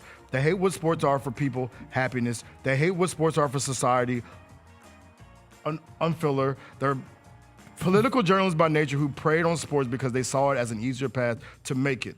These days are numbered. My show being broadcast on ESPN 10 hours a week with zero creative say from any journalism school puppets is living proof of that. That's why they attack me as much as possible. I'm happy the world is starting to see what they truly are. Now, we as a society have to stop taking these particular humans seriously. Their opinions and thoughts are coming from a place wanting to destroy sports. Sports are the greatest thing on earth. These MFers have no idea and will never get it. Also, thank you, Lynn Jones, for setting up a situation for me and all of us on how Liam Cohen, a man who might be a GOAT when it's all done, handles compliments during one of the most miserable moments. He handled it with class and humility. Feels like some journalism was actually done there. That's a man. Shut up. Mike, drop the mic, Pat. Oh, now that's real, bro. He has made them so mad. Oh, of course. Of course. Because they're always like, they stand on like their heel, bro. Their journalism heel. And I love that Miss Lynn did that, bro. That's real stuff right there, man. Number 4, Indiana. This is Friday night. And what they did to Oregon. Hey, look, you remember when I was talking earlier in the year and I was saying like whether it was Mike Norvell or it was Hugh Freeze or it was James Franklin or whoever. I said, look, this NIL thing, one of the things that Brian Kelly, like, are they all just bad coaches now? Because nobody likes their coach. And you think they like Kalen DeBoer at Alabama? Nope. And now Dan Lanning, they hate Dan Lanning because he's gotten mowed down in the playoffs. Like, he stinks now. Like, every coach is bad except for Kurt Cignetti. What Kurt Cignetti has pulled off and the fact that they just, I mean, that was a destruction. Yes. What they did to Oregon. That was. Bro, they bent them over the leg, pulled their pants down, and just, and they're gonna be in the title game. Look at this. This is FBS or equivalent teams to score 55 or more points, win by 30-plus points in 7 different games in the season. Indiana, the last one to do it was Yale in 1886. They folks had the leather helmets back then, bro. Well, you know what's happened finally? After they beat the hell out of them, then everybody was like, you know what? We got to really do some in-depth on how Indiana's doing this. So it's like taking this long for people to realize not an offensive player on their team is under 21. Oh, yeah. Their average age of their team is 21. And the Packers' average age is, the Packers' average age is like 23 or 20. I'm 25. Right. Their average age is like 23. They have more 6-year players than underclassmen playing. Like, the cheat code is he's got adults. Yeah, for real. But it took them winning this one again. They're like, this is one of the greatest teams ever. And then they like look at the roster and they're like, it's all 22 and 23-year-olds. It's their NFL age. Yep. It's like Auburn last year in basketball. Yeah. Right? It really is. It's the equivalent. Yes. It's having a bunch of adults playing football. Instead of guys that have transferred 3 times, guys that have started 3 years of college football. Like, that's why when people bring up those star ratings, that's why all their it doesn't matter. It doesn't matter for them because they've been around the block 18 times. Yeah. Yep. Yeah, they were a 3-star when they were 18, but now they're 23. Yes. That's Mendoza. Yep. Mendoza was a 3-star. Well, he's 22. Yeah, bro. Now, he's not a 3-star anymore. He's a 4-star. You know, all glory to God, and just thank Coach Cignetti and Coach Shanahan for coming up with this great plan and gave us the ability to come out here and play a great game of football tonight on Friday night against a tough Oregon Ducks team. And, man, what a win this was. For Hoosier football. I saw somebody the other day saying that they would pay any amount of money to see a Fernando Mendoza, Jameis Winston podcast. No, for real. Them just go either that, their positivity, or Fernando Mendoza and Marshawn Lynch. I want to see his reaction to Marshawn Lynch because the dude is like AI, bro. Dude, he's like a robot. Who was the? Or if he go, he said something like, "If we beat Oregon, Lil Uzi Vert I'm inviting you. I don't know if I'll be able to get a ticket in Miami, but I want you to be there. Lil Uzi Vert. He said Lil Uzi Vert. That's what he said, Lil Uzi Vert. Are you serious, bro? Type it in. Bro. Fernando Mendoza, Lil Uzi Vert. He also said, he did. Jalen, see if you can find that. I'm sorry. Jalen, please find this, bro. I didn't have the clip. I need to see this, bro. Fernando Mendoza invited Lil Uzi Vert to come to the national championship. He also said, what an opportunity for the city of Miami it is.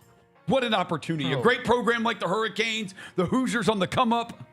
Hey, also, shout out to the Hoosier Nation, bro. Hoosier Nation, we were watching that game. We're in the crowd, the Indiana fan base, the alumni, whatever they got going on. Oh, man. They are swarming places, bro. Here you go. I've got it. Please play that. I need to hear it.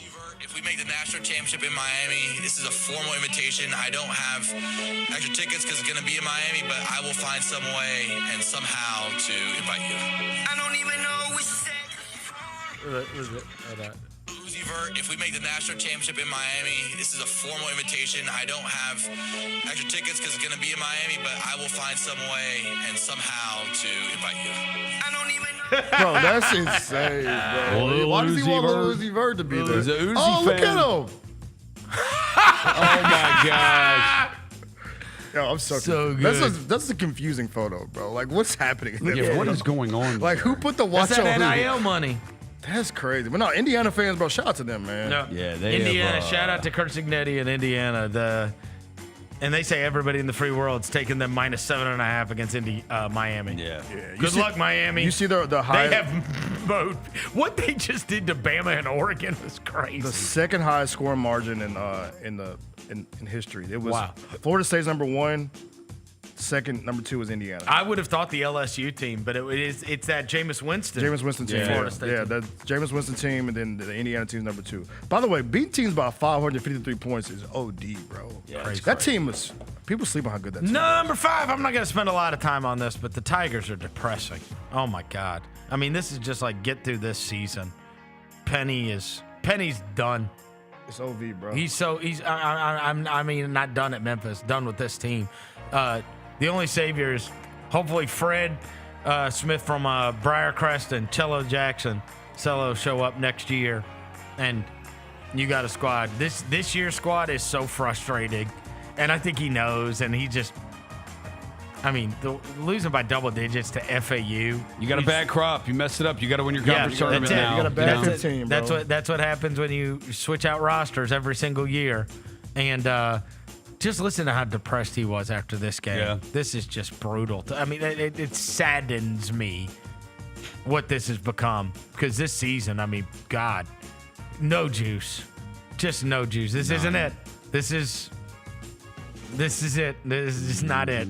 This is a dud. I need to see this is a dud. my Last year book was man. good. Yeah. It was fun last year was a bro. good season. But nah, bro. And this year, it's this Penny after the game. We're basically at the halfway point of the season, and the intensity, the urgency, and the effort, energy, and all that stuff keeps being a theme. So, how do you fix that? Can you fix it? We're gonna keep trying. Again, all it takes is 5 guys to be on that same page and buying in. Again, there are no more excuses for me or anybody. You just gotta get it done. Penny, I know you've mentioned it throughout the season, but just to kind of reiterate, what are some things you have tried and what are some things that have worked, have not worked? Where are you at with that process? Talking is done. We're talking guys just got to step up and do it. They just got to get it done. I mean, we tried everything. So at the end of the day, guys just got to get it done. They know what to do. They're old enough, and we work hard enough to get it done. We just got to get it done. Why do you believe they don't want to do it or are not doing it? I'm not sure. I don't think it's that they don't want to do it. I think they feel like their comfort zone is where it needs to be. And there's no comfort zone on the other side of winning. You got to go all out. Again, that's just coaching. I'll do better. I'll do better with getting these guys ready. Was the rebound? All right, I can't. It's just sad to watch. We tried everything, and it's just like, oh my God, this ain't the one. Yeah. So it's their worst 15 game start since 2000, 2001. I went to go look up that roster. That was the John Grice, Paris London. That was my first year here. Courtney Trask, Errol Barron, Marcus Moody, that team. Kelly Wise and them. Mm-hmm. It's the worst 15-game start since that team. Yep. 2000, 2001, bro. Well, and that was a lot of holdovers that really resented Cal. Mm-hmm. You know what I mean? He had big problems with the guys that were already here. Kelly couldn't stand him. Trask ended up leaving. I mean, that was a mess. It was a mess of a season. I hate it for Penny because you know how bad he wants to just be. You know what I'm saying? Oh yeah. Like every day he's like, bro, another situation. Like why y'all? No, why, and he's why can't y'all just listen? Look, and it's his fault. Oh yeah. It's his fault. He knows. He went and got a bunch of guys that never won anything, and guess what? They're not. You know. Yeah. And it's unacceptable. Yeah, I feel bad for Penny. It's unacceptable. And in the world of NIL, right? It's like you're gonna swing and miss. And I honestly think that he didn't think he was gonna lose Haggerty, and probably thought Danger was gonna be able to get back. You know what I mean? Yeah. And then held out too long instead of going and getting the first crop. Then had to throw a roster together. And the roster he threw together is not good. It's not good. No. We thought maybe they'd be good enough to win the American and roll over the American. You can't even win the American. You ain't even rolling over the American at this point, bro. No. If you want to see Dane Danger. It's going to be a bad season. What? If you want to see Dane Danger, come down to the Landers Center tomorrow night. He'll be playing for the Sioux Falls Skyforce. I'm pulling up. Oh, really? Hustle. I'll be there, Rosen. Yeah. I love Dane Danger. I'll be there tomorrow. Dane Danger. All right, let's take a quick break. We'll be back into this. Chris Vernon Show. Grizzlies fans know it's the team that gives you the edge. Big River Steel does too. And much like the Grizzlies have recruited legendary talent, we want you to be part of our team. Are you ready to be part of something legendary? Then visit www.bigriversteel.com. That's www.bigriversteel.com.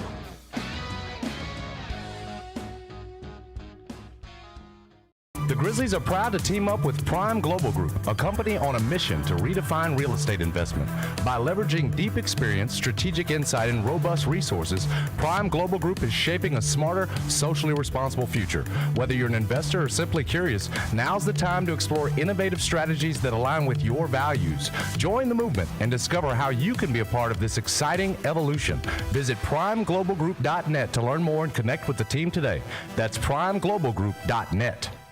Do you feel like you have had a matchup or an opponent or a moment where you're like, oh, I'm in the NBA now? When we played the Warriors and Steph on the left wing hit like a step back three, like right in my face. Like, I remember watching this on TV and I'm the one getting scored on. Tune in to the Jessica Benson Show with CJ Hurt live every weekday at 8 a.m. on YouTube at Grind City Media and the official Grind City Media app. Kroger shoppers and Grizz fans. Want exclusive last-minute discounted ticket deals texted straight to you? Sign up with the new Kroger Buzzer Beater deal. Fans can sign up by texting Grizz to 636-479 or visit your local Kroger store in the Delta Division and scan the QR code. By signing up, you agree to receive recurring automated promotional and personalized marketing text messages from the Memphis Grizzlies. Consent is not a condition of any purchase. Message frequency varies. Message and data rates may apply. Grizzlies fans, dunks, dimes, and no-looks are great on TV, but nothing compares to catching them IRL. And that starts with buying tickets at Ticketmaster, the official ticket marketplace of the Memphis Grizzlies and the NBA. Ticketmaster gets you to the game so you can catch every highlight in person. From seeing your favorite Grizzlies stars up close to hearing the squeak of the sneakers on the hardwood. Put that jersey collection to use and get tickets at Ticketmaster. There's no better brag than saying you saw it live. See you courtside, Memphis. Watching the Grizzlies is easy with FanDuel Sports Network. If you have cable or satellite, you're all set. Find us on your channel lineup. You can also use your TV provider login to watch games on the FanDuel Sports Network app. No cable or satellite? Subscribe directly to FanDuel Sports Network online. You can also watch on Prime Video by adding a FanDuel Sports Network subscription. Not sure where to start? Visit FanDuelSportsNetwork.com to learn more. Southland Casino Hotel is helping you navigate to Santa. Win your share of over $550,000 in free play and a brand new Lincoln. Here Comes Santa takes flight on Saturday, November 1st, when you can begin earning entries. And don't forget the grand finale drawings on Saturday, November 29th and Saturday, December 27th to win a share of over $40,000 in free play or a brand new Lincoln. Win big during Here Comes Santa, only at Southland Casino Hotel.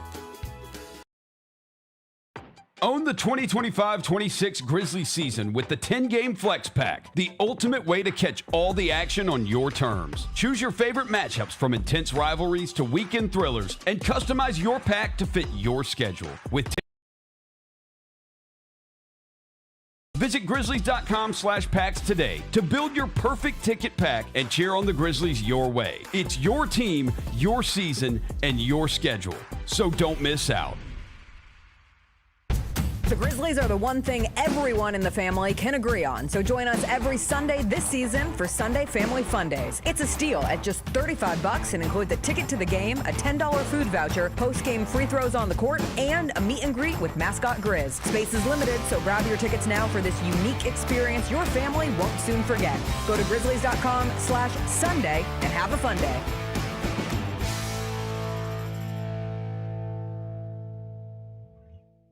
Field goal percentage up, 3-point field goal percentage up, points up, rebounds up. How would you describe your second season so far? I feel like in my head, my standard's a little higher than that. I feel like my percentage should be a lot more up, 3-point percentage a lot more up. And but I'll take it. You see the positives and things. The Gary Parrish Show, live on weekdays at 10 a.m. on YouTube at Grind City Media and the official Grind City Media app. Welcome back to the Chris Vernon Show on YouTube at Grind City Media and the official Grind City Media app. Now, back to your host, Chris Vernon. Just be cool. Throwing dead presidents. Look alive. Party is the evidence. All right, we're back. Chris Vernon Show. Get your pool ready for winter if it's not already ready with Mainland Pool Service. It's a family-owned business. They're dedicated to proactive maintenance to keep your oasis beautiful year-round. You can call Mainland at 901-486-6652 for top-notch service. They are the best in pool service. They believe in proactive care, diving deep into excellence to ensure your oasis stays pristine. This time of year, they concentrate on pool closings. February, March, they start on pool openings. They are absolutely awesome at what they do. You can call them 901-486-6652. Mainland Pool Service. All right, let's knock out these last five. Number 6, what'd you watch? Got anything? We had these NFL playoff games all weekend. I didn't get to watch anything else. Yeah, bro. This is probably the first I think the only thing we had games on Friday night and Sunday, and then Saturday I just watched the NFL. I don't think I watched one other thing. This is a dud. I don't remember what I did on Saturday. You didn't watch the NFL games? I did. I had them on, but I'm saying I had them on, but I don't remember what. It was the one game. It was the one day we didn't have a game. What did I do this week? We didn't have. Well, Friday night we had the Oklahoma City Thunder game. Saturday night was the Packers and the Bears. And where was Packers Bears? What did I have it on there? Where were you watching? Damn, I don't know where I was at, bro. And then Sunday we had another game. When you forget where you're at, that means you're outside a lot, Wow. Nah, bro, I really did. Brookhaven? I was not. Isn't that where you usually go? Not on Saturday. Oh. I will tap in, but no, I don't want. Slider. That's probably where I was. I think that's where I was. Ghost River. And I think I ordered way too much food. I think that's what I did. You ever, bro? Slider in? The guy that probably served me was probably like, "What is wrong with this guy?" I ordered. You were hungry. Spinach and artichoke dip, 6 wings, and a large fry. Wow. Yeah, I don't watch that this weekend. Roser? Yeah, I didn't watch anything. We ended up watching sports. Season 2 of The Pit. The first episode came out, but I've not watched it yet. Yeah, I don't watch anything. I've downloaded some documentaries I want to watch. I want to watch the Eddie Murphy one, and then there's one on Prime about John Candy I want to watch. Okay. I haven't watched those yet. So I have watched trailers. That's it. Yeah, you said Trailer King. Watch trailers. 30 seconds and you good. Yeah, I've watched trailers, but that's about it. I know one thing I did watch. I forgot. I was texting y'all about this. The Grind City Rumble. Oh, you did? Oh, yeah, Tap the into wrestling. the Grind City Rumble. Hey, anybody out there listening to the sound of my voice? Who was the gigantic woman? T-Rex. T-Rex. C-Rex. C-Rex. C-Rex. She is a giant. Bro, she is a house. Yeah, she reminds me of Nia Jax. Yeah. But yeah, anybody listen, y'all go tap into the Grind City Rumble. It's on YouTube. On YouTube, Memphis Wrestling Grind City Rumble. I think it was amazing. You got to see CJ. You got to see CJ. She is something to behold. Yes. She's a local wrestler. Yeah. She is a monster. Yeah, she is about I 5 told foot. 5-star. I told him yesterday. I said, "Dude, you have got to let me know when y'all are doing that next time. I need to be there for that." Yeah. That's like a event like you have to be there I want to for. be in the crowd for that. The Grind City Rumble. Maine was there. Yeah, The Maine Memphis was Hustle in it. mascot was there. Yeah. He came out. Wow. So yeah, the Grind City Rumble. Y'all go tap in. Bro. Yeah. All right. Number 7.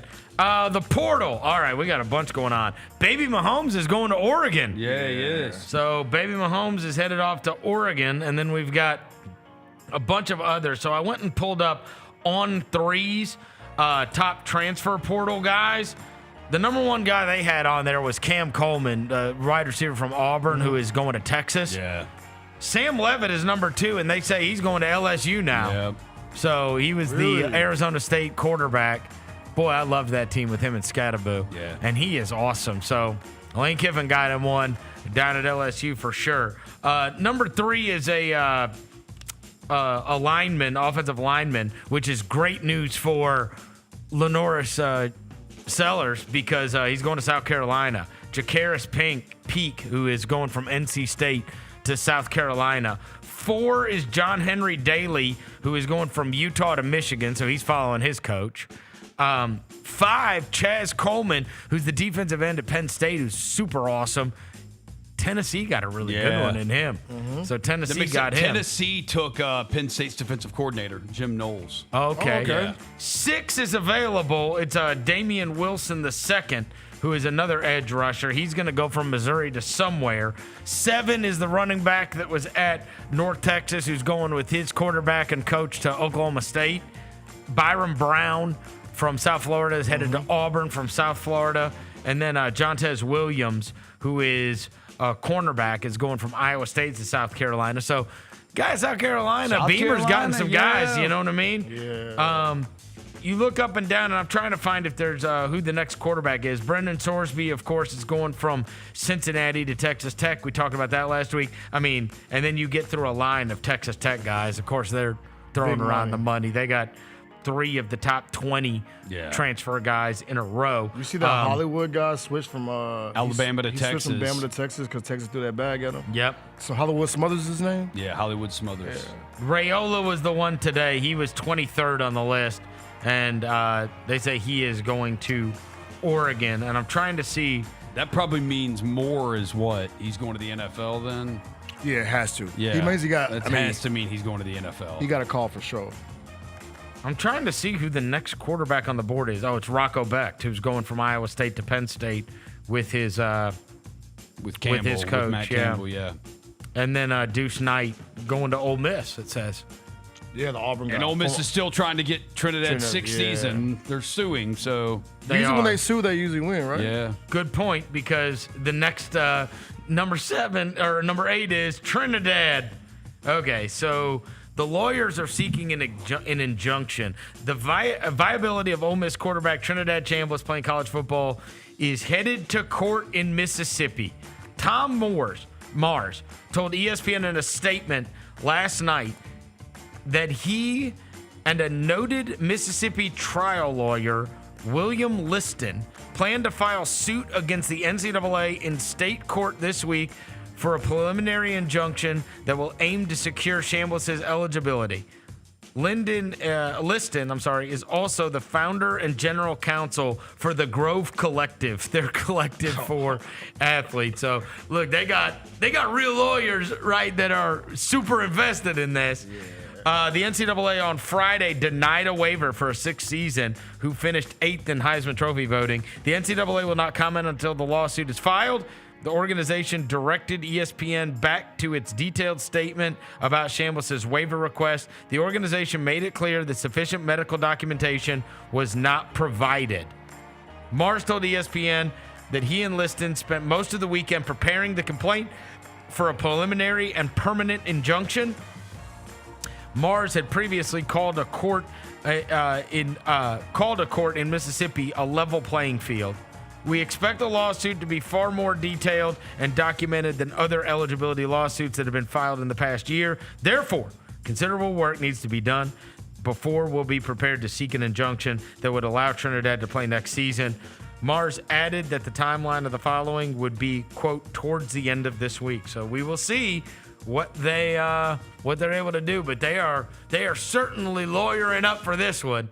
And I mean, just depends, right? I mean, look, we did see a waiver denied in Dane Danger. Yeah, so did. the NCAA may hold their ground on this and not fold.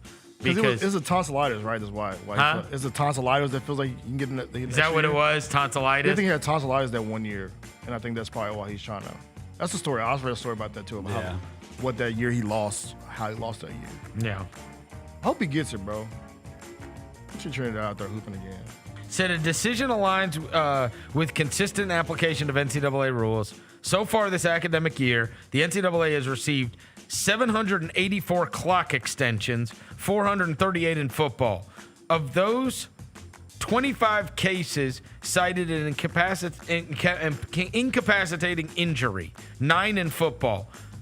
The NCAA approved 15 of those, 6 in football, and 15 provided medical documentation from the time of the injury. Conversely, all 10 that were denied, 3 in football, did not provide the required medical documentation. So they're saying, like, you can't just say, this is why I didn't play that year. Yeah. You have to have, like, medical documentation saying. Right. So now they've just got to find medical documentation. It can't just be a doctor's note. We finna get into the Photoshop bag, Vernon. It's gotta be like, there's got to be real paperwork. Hey, somebody here. from the Grove Collector finna make a call to a doctor. Right. Like, hey, bro. I need you to make. We need to make a paper trail. Exactly. How do we create a paper trail? Put the date on there. Yeah. Sign it. Yes. I was the doctor from Trinidad Chambliss. When he had there was tonsillitis. no way he could play. His throat was working, could not work. Pause. We need him back on the football field in the Grove for 2027. Yeah. All right, bro, he's going to play for Ole Miss next year. I hope so. Makes it more fun. Yeah. No, he's... Yes. It makes it more fun. He is electric. Like, Yeah, yes. bro, they finna find somebody. He to makes make college football fun. Yeah. Number 9, Brooks Koepka's back. Okay. All right. The PGA Tour put out a huge statement. And they are beginning this week with the Sony Open in Hawaii. And he said, since becoming CEO last year, this is Brian Rolap, who is now the CEO of the PGA Tour. Obviously, they have changed CEOs. So this guy's got a new lease on life. He says, since becoming the CEO last year, my primary focus has been our commitment to our fans to create the best version of the PGA Tour. I promised that together we would respect the past while building towards the future, challenging ourselves to reach new fans and create a tour, blah, blah, blah, blah, blah, blah, blah. I've learned a lot, blah, blah, blah. Said, on December 23rd, Brooks Koepka notified the PGA Tour that his previous affiliation had concluded. He subsequently applied for reinstatement of tour membership. This prompted our boards to evaluate how we deliver the best version of the PGA Tour with severe and justified consequences, which resulted in our new returning member program. Designed to provide an alternative path back to the PGA Tour competition for the past members who have achieved the highest accomplishments in the game, the returning member program mandates heavy and appropriate limitations to both tournament access and potential earnings that we believe properly holds returning members accountable for the substantial compensation earned elsewhere. Okay? It also includes elite performance-based criteria that requires winning the Players' Championship, Masters Tournament, PGA Championship, U.S. Open, or the Open Championship between 22 and 25. Its strict limitation, which Brooks has agreed to, include a 5-year forfeiture of potential equity in the PGA Tour's Player Equity Program. All right, I'm not even going to go through all of this. Here's the deal. this is how you get the best guys back on the PGA Tour. This is how they're trying to get them baback. This is it. DeChambeau, Rahm, and Cam Smith can all come back. And they on don't this. need the money, right? Yeah. So yes, they made a very clear stipulation. If you want, because forget about Abe Answer, forget about all these other guys. That's how you get DeChambeau and Rahm. John Cockrack and whatever. Say, all right, hey, here's the deal. If you guys want to leave Live and you want to come here, you went and made your $100 million, and you can get back on here. It's basically like a waiver. Yeah. We're letting you in. If you were one of the best players here and you want to come back, come on back. Yep. Bro, this Brooks thing and the way they've ruled on this Brooks thing is going to end Live. Yeah. It will. Oh, really? Yes. Dang. Well, because the best players, DeChambeau will come back. Yeah. And so, like, they've made their money. Yeah. The cash is already checked. Check's already clashed. Yes. Yeah. So now, the what it's bad for is like guys like my guy, Harold Varner Jr., who are going to have to, like, work your way back to the PGA Tour. Yeah. But I don't think Liv will not survive if they lose those guys. No. And this is a very clear Koepka, DeChambeau, Rahm, Cam Smith. Yes. Who else do you want from Liv? Joaquin Neiman, nobody cares. I mean, it doesn't move the needle. Dustin Johnson, is he? Dustin Johnson. Dustin Johnson. Yes. I mean, he hasn't been good, and since he left for Liv, he hasn't been good. Paul Casey, he sounds familiar to me. Yeah, I mean, you've Doesn't heard matter. of him. Okay, Sergio Garcia. Yeah. Yeah, I mean, he's. But again, I he's just- not great anymore Yeah, either. yeah. Like, Phil those are the Mickelson. big ones though. yeah. Kevin Na. The big ones are Koepka, DeChambeau, Rahm, and Cam Smith. Yeah. Those are the big ones. Ian And it gives them a Poulter. path to go back and do it. Yeah. They want to go just play on the PGA Tour. I think what happens is those guys, I think those are the ones that really want to too, because they're the ones that play in the majors. And when they go and play in the majors, they're like, damn, man, I miss this. Yeah. The other thing is, I think Koepka, once Rory won the Masters, I think Koepka's like, oh, hell no. Yeah. Because they got a little major battle going. Yeah. Right? It's like, I and gotta he get- wants to be the guy. Yeah. It's like, I got to get better. Yeah. And also, he needs to be home. Like, they've had some things with the kid or whatever. And They so, did have yeah. yeah. Liv never really caught on, did it? No. I'm scrolling through But the those guys website. made those guys made hundreds of millions of dollars. Yeah, I'm scrolling and then through they the get to website, come I'm back. like- So the PGA is doing right. I'm glad they're allowing these guys to come back. Yeah. Under their consequences. Right. It's fine. No. I'm scrolling through the website. I just want to the watch them website, play. like- I just want all the best players playing against each other. Everybody does. And this gives them a path back. So. Yep. My boy Harold Varner, the only brother in Liv. Yeah. Harold He Varner. made a fortune at least. Shout out my boy, man. Number 10 tonight. So we got Steelers Texans. We live. We 6-3, 9-6. What are we doing? Yeah, for sure. 3-2. It's Chris Boswell versus Kai Perrenbairn. Nah, They they said go the band for band with field Steelers. goals. They said the Steelers have not lost a home game on Monday Night Football since 1991. All right, then I'm with the Steelers. Crazy. But I yes, want to see the Texans win. Steelers Hey, 6-3. You made my pick. Yeah, 6-3. And they also got that crazy Steeler voodoo. Hit the They under. had it happen against the friggin' Ravens. Yeah, trust What me, I know. what is that? I'm going to say it's It's 36 and a half. It was 39 last week. It Really? may have gone I closed down my more. It was computer. 39. Hold on, let me see. Hold on, I'm going to pull it up. What did I say? 36 and a 36 and a half? half. 6.5. Let me see. I got the ESPN. It could be that now. That's 20-16, right? So It it'd is be like 38 and a half. 38 and a half. 38 and a 38 and a half. half. And Supposed it's to be Steelers plus 3. It's supposed to be like Go ahead and hit 25 that joint, bro. degrees. Yeah, we got Peacock games. We got Celtics, Pacers on Peacock. Then we got, that's it. It's only Peacock game. I want to show you something. Before we leave today, Vernon, I want to show you something. It may be the greatest giveaway in history if it happens. Jalen, put it on the screen. What is it?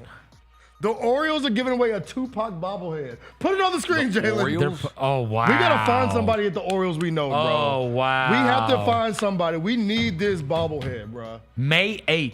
We got Why time. are they giving away? Why are they doing It that? doesn't make sense, Roser, but it makes sense.